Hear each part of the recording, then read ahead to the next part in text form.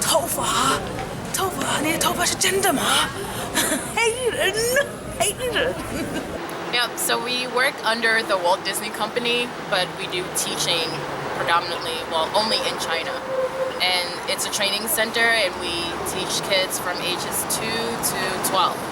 And they're in different levels, and we just do it through the Disney way. So a lot of music, a lot of songs, dancing. Each of our lessons have a Disney theme. So right now, my theme is Mulan. So everything they're learning right now has to do around Mulan and her family. So first we did school supplies, and that was about Mulan wanting erasers and markers. Then we went to family, so it was Mulan's mom, her dad, her grandma, her grandpa. And then next we did Mulan's extended family, so her aunt, her uncle, or her cousin. And now we're going to do more of Mulan's, the people in her life. Handsome, pretty, short, tall, nice. And then they have an exam coming up. A Mulan exam. Yeah. And each classroom also is a Disney theme. So my classroom is Pride Lands, after the Lion King.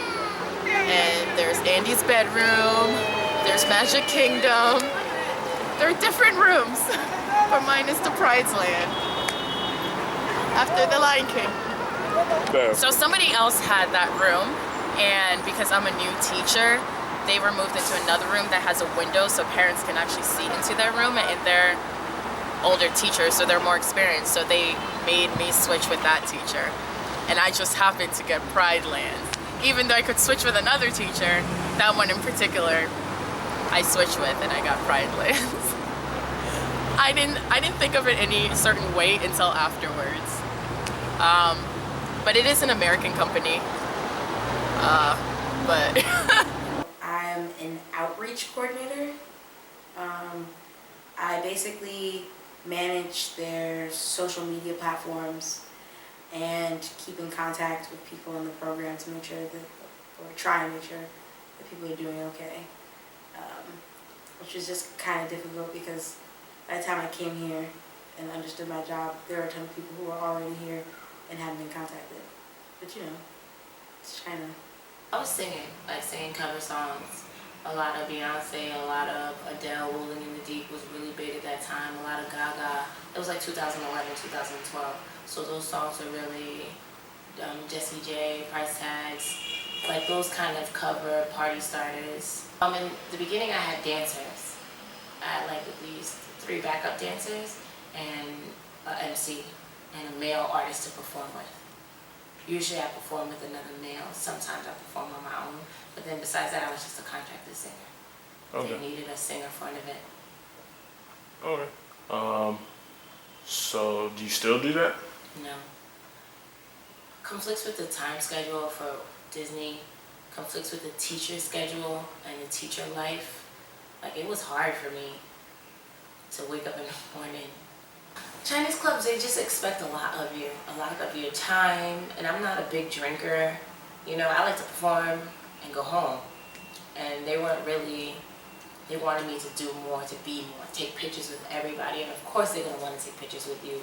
These are people who've never seen a black woman or black performer in, like, I had these they had these things made for me, these outfits, Gaga lights, I had buttons and switches, pyro.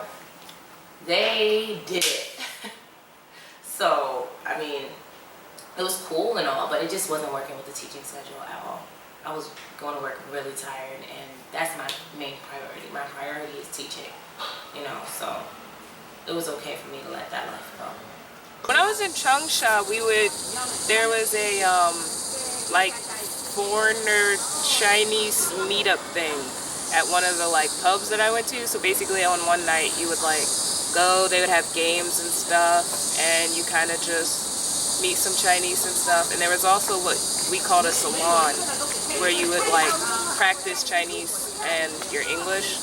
But for the most part, I haven't really picked up on any Chinese culture things. There is one thing I want to do though, is go dance with those old ladies that dance like every night and morning. It looks like a lot of fun, but I haven't gotten I haven't gotten to do that yet, but I plan on doing it at some point while I am here. Yeah, I went to the Jiangxi province for the fall festival back in October with my contact teacher. And it was actually probably, I don't want to say I had negative expectations for it. I just felt like it would, I go into the country, they would just like, stare at me. This is the time I was still trying to adapt to China. But it was pretty cool. Other than, I might have had like they tried to set me up to get married or something. But, other than, that weird story. I guess so basically I was out there with my contact teacher and her family and her husband's family, and I guess it was like a childhood friend, and they were like talking about this mountain that people go to, when they're in love, and that's when people like propose to each other, and everything. It's like if you go to this mountain, it's like almost guaranteed that you will, the person you go there with, you will get married to them, or basically it was guaranteed. And so then the little girl, she might be like 15 years old, and they're like, yeah, so do you want to go to the mountain? And I was like, yeah, I'll go mountain climbing, whatever, it's cool. It's like, yeah, so we think you should go with her. You guys should go there together. And I was like, And like I looked up at the girl, her face was like super red, and she was like shocked. And it's when I realized, early on, realized that China, they kind of just, I don't want to generalize China, but it's kind of like they tell the women what to do. She's about to get married to me. If I had agreed to it, I guess. I don't know, it was kind of weird to me, and I was just like, oh no, I'm not, trying to marry anybody right now, and that was that little circumstance that made it kind of weird. But it was my time in the inner parts of China, the Jiangxi province, which is right above the Guangdong province. How do the other places compare to where you live? Very rural, I would say. Not as built up as far as Shenzhen. It's very modernized for a city. Port Beijing is modernized as well. Guangdong is very new. Guangzhou is very new, but the Jiangxi province is a little more. I can't remember the exact name of the city we went to, or it's like a town. It was very small. One street ran through the whole town. It was kind of like something out of a Western movie. I guess everybody knew everybody, but it was still more accepting than I thought it would be, which opened my eyes a little more. I kind of had this negative shade on when I first arrived here, and some things have been positive, some things have been negative, some things have enhanced it, some things have took it away. All right, so if you said like you missed the food, like yeah, and also toilets. Mr. Western toilets. Because when I was in LA, we used to have this thing called. Well, it wasn't me per se, but there was talking about the LA position of how the police would throw you down and spread you out. Well, here the position is the squat.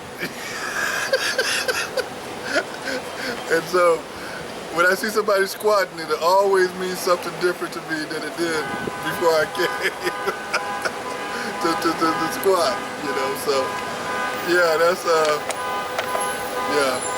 Yeah, I've only lived in the outer district. So for the 2 years about that I've been here now, I lived in a city called, an area, now city, called Longhua. And that's where most of the migrant workers live. I literally lived at the last subway stop on the line. And so, it's just loud all the time. There's trucks constantly going through.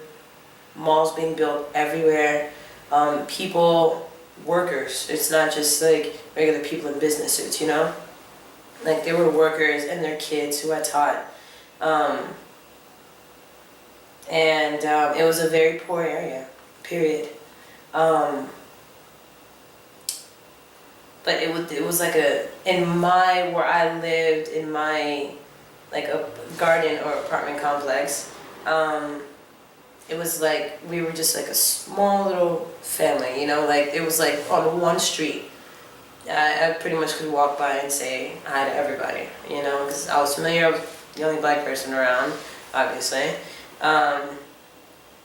But what I noticed with my students was my students last year in Longhua, the lighter the skin color, the more rich their parents were. The nicer the uniforms were, the better their English was. and the higher the class number, so there was like class 16 and 15, they were the smartest kids in the class. You got down to class 1, it was really interesting. What I also found interesting was that the kids also got shorter by class too. And so I'm not saying scientifically that, you know, if you're short, you're dumb, or if you're short, you're not smart, you know, but their uniforms were more tattered, their nails were bitten down more, their English was almost non-existent. So it varied as the numbers, as the class number varied as well. So that was something really interesting, but living in that area, the parents, a lot of the families nearby pulled me in and said, hey, come have dinner with my family. Hey, if you ever need a place to stay, or, which I don't know why, because we all lived in the same area, but hey, if you ever want to come over for dinner, just call me like an hour ahead of time and I'll make your favorite dish for you, which they knew. But now I'm living on the tip of the city, but it's still considered the outer district. My students are, their families are, they have money. This is a public school, but public schools are the opposite in America than they are in America. So this is actually like a private school, so, and a boarding school. So my kids live on campus from Monday through Friday. They go home Saturday, Sunday, and they're back at it Sunday evening studying, and then going into Monday. One of my students in my class has already traveled to 21 countries. A lot of my kids have traveled. In 4 weeks, they traveled to 3 countries. One of my students traveled to Spain, Italy, and I forgot the third country that they traveled to. But I mean, they just go on trips. You know, like my family and I are going out of town this week, and we're gonna fly to blah blah blah, or just speaking. Their English is impeccable because they've traveled to so many countries. So it varies outer district, but it's still like a Chinatown outside. You know, no pun intended, but it's just dirty.